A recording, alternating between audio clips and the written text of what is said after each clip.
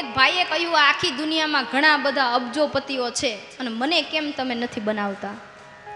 એટલે ભગવાને કીધું કે તને ન બનાવાય, કારણ કે તું આખા ગામમાં સારામાં સારો ધાર્મિક પવિત્ર ધર્મવેત્તા ભક્ત માણસ છે, અને જો તારા હિસ્સે ધન આવ્યું ને તો તું આ બધા માર્ગથી વંચિત થઈ જઈશ. એ કે એવું કશું ન થાય, તમારે આપવું નથી. ભગવાનને ભક્તનો સંવાદ.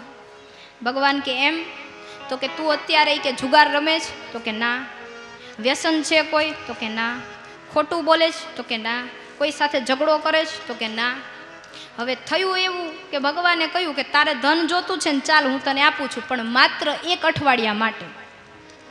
એ 1 અઠવાડિયા માટે ધન આપ્યો. હવે ધનને સાચવવા માટે તમે જોજો, રાત દિવસના ઉજાગરા હોય.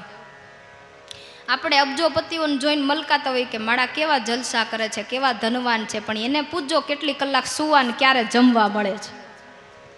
આપણને ધન જ દેખાતું હોય, પણ એ ધનની પાછળ પુરુષાર્થ પણ હોય છે, મહેનત પણ હોય છે, ને પોતાના દેહનું યોગદાન હોય છે. તો આને અઠવાડિયા માટે ધન આપ્યું. પહેલા દિવસે તો જે ભજન ભક્તિ કીર્તન જે પ્રમાણે હતો એ જ થયો.